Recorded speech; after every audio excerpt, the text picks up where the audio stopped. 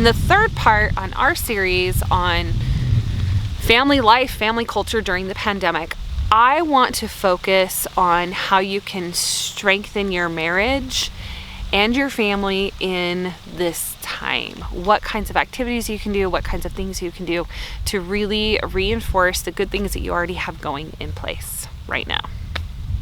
Okay. The reasons why I'm passionate about this topic are that I had a really rough first marriage, full of bumps and bruises, and I feel like I learned a ton from that experience that I was able to bring into my current marriage of 11 years, and we've been able to change a lot of things in our family culture, change a lot of paradigms, and to learn what works for us, what works for each other, to learn how to listen to each other, and to learn how to have fun together. I'm also really passionate about this because I want to give hope to those who don't know how they're going to make it right now, who don't know how to find a way to thrive with how negative things are in the world right now. Because let's face it, it's dodgy and it's hard. I mean, election years in the United States are hard enough as is, but let's go ahead and throw a pandemic on it. That's like a perfect equation for a psych break, especially when you're, and I'm not meaning to joke about that, but I am at the same time. Especially when all of a sudden you have all of your kiddos at home and it's not something that you anticipated. I don't know about you guys, but I personally worked dang hard. It took me 14 years of parenting to get all of my kids in public school full time. I worked really, really hard for that. Do you know how disappointing it is to all of a sudden have that taken away? Okay, the third reason why I'm really passionate about this is I believe that it takes a lot of effort to make a marriage really great, and I believe that effort is worth it. I definitely believe in the principle of cleaving, if you guys are familiar with that term from the scriptures, cleaving unto one another, and doing your best to lean in to marriage and family life during the hard times. So on this topic of leaning into your marriage and into your family life when things get hard, I want to talk to you about two main principles, and they can actually both be found in the book Taking Back Your Marriage by William Doherty, PhD. The two principles that I want to talk to you about are, first, rituals. There are different rituals that are really important in marriage and in families. The first is love rituals, then intimacy rituals, and then celebration rituals. Love rituals are things that you do every day consistently that express love to each other. Intimacy rituals are, well, they're a little more in depth. They can be physical, they can be emotional, they can be spiritual. Celebration rituals mean having fun together. Celebration rituals are the things that we do for holidays, for anniversaries, for special occasions. My grandma passed away a couple of years ago, and a piece of wisdom that she left with one of my cousins that she shared with us was that when you're down, when you're sad, when you're having hard times, the best thing you can do is make everything into a celebration. And for us, that has been key. It's been really, really important to getting through these last few months. During the COVID-19 shutdown, over the last 3 months, we have had 4 birthdays in our family. We've had our wedding anniversary. So that's in our immediate family. We've had 4 birthdays, we've had our wedding anniversary, and we've had a couple of other really big occasions that we normally would celebrate. Like finishing a college semester or finishing a certification. All these big things that we usually find ways to celebrate. And it's been hard because we can't do our usual traditions and rituals. We can't run a bouncy house and have a big, end of the school year party outside. We can't go to a movie for everyone's birthday. We usually take everyone to a movie, and whoever's birthday it is gets to pick it. We can't do those things right now. So we've had to learn how to adapt our traditions and how to adapt our celebrations. But it's been wonderful, and we found really cool new ways to do things together to keep everybody optimistic and to keep morale high, because that's really the key here, is to keep morale high. So focusing on the different types of rituals think for a minute, what's a love ritual that I could put into place? Whether that's a love note, whether that's telling your husband that you love him before bed every night. One of my favorite love rituals is that my husband rubs my hands as I'm falling asleep every night. And then once I'm asleep, he either will go to sleep or he'll go off and do his schoolwork, because he often does his schoolwork from like 9 p.m. to 12 every single night. A intimacy ritual could be scheduling a specific time of week or multiple nights a week to be intimate with your loved one, with your spouse. Those kinds of things really do matter and really help to build consistency and strength in a marriage and to bring connection in together. Okay, the second principle I want to talk to you about leaning into marriage. The second thing that really helped us a lot, once again, this is from the book Take Back Your Marriage, from William Doherty, and it focuses on the power struggle between kids and parents. I feel like this is a really, really great time and a good opportunity to kind of investigate and see where the power lies in your family.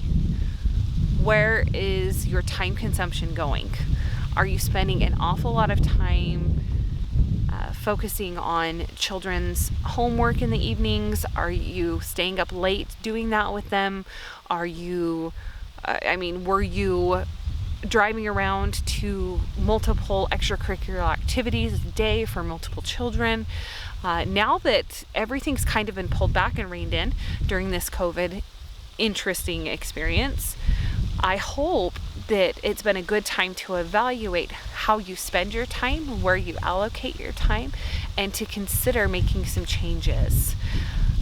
Some really specific things that Dr. Doty points out in his book that I just want to share a couple with you, that really help you to kind of take back your marriage from your kids and kind of re-equalize that power struggle is, number one, it's really important to to say to yourself repeatedly that your marriage is the foundation for your family. If the marriage is not thriving, it's very difficult to have good balance and a peaceful environment in your home. Number two, remind yourself that your children will make their needs known easier than your spouse will. I spoke about this in my last video. The issues that we've had with power balance or with workload in our marriage are because I don't speak up when I have needs, or my husband doesn't speak up when he has needs. So our children, the squeakiest wheel gets the oil. The children will be the squeakiest wheel. Your husband will not be the squeakiest wheel, or your wife will not be the squeakiest wheel. So it's very important that you're aware that they're not going to openly voice their needs as easily as the children will, and you need to be aware of that and be seeking out those needs. Number three is limit your family's outside activities. Well, guess what? The pandemic just kind of did that for us. That doesn't mean no extracurricular activities. Heaven's sakes, no, because those things are very, very, very important. But it means putting some boundaries in place and saying, okay, we're all home by 6 p.m. and then we have time together after dinner every single day, even if it's just an hour or two. Maybe sports can only go until 2 o'clock on Saturdays, and then the rest is family time. Or maybe that's too much for you. Maybe you even say, you know what, we're not participating in sports that go past noon on Saturday, or we choose not to participate in any sports that are held on Saturdays. Whatever that looks like to your family, that judgment is entirely up to you, but understanding that focusing on your marriage and focusing on family time together is very, very, very important. Number 4 is to have fixed bedtimes for your children. This is my soy boy with daddy asleep on top of him. We have learned this lesson, particularly over the last year, that it is very important to have fixed bedtimes, to get into a solid routine, to make sure that everybody can get to sleep on time so mom and dad have adequate time together in the evening. Number 5, don't let your children interrupt every conversation you have. Have boundaries, please. Number 6, limit the amount of time you spend on your child's schoolwork each night. We really struggled with this. We had to figure out, because I was in the middle of a college semester when all this happened. My husband was in the middle of a semester. I was working a ton. He was working a ton. And then all of a sudden we had all 5 kids at home. I had already been homeschooling my 2 older ones, but then to have the 3 younger ones in, we were struggling to balance everything. So sometimes homeschool or online school, distance schooling, crisis schooling, people are really sensitive about what terms you use on that sometimes. I digress. We were finding that we were trying to do their schooling later in the evening because we didn't have time earlier in the day, and then it cut into our family time. So having boundaries with that and doing your best to stay organized so you can get everything accomplished when the timing is right leaves you with more family time. Number 7 is carve out private time for you and your spouse. Carve out a private space is number 8. Get sitters and go on regular dates is number 9. I could keep going on and on and on, but I think you guys are getting the idea.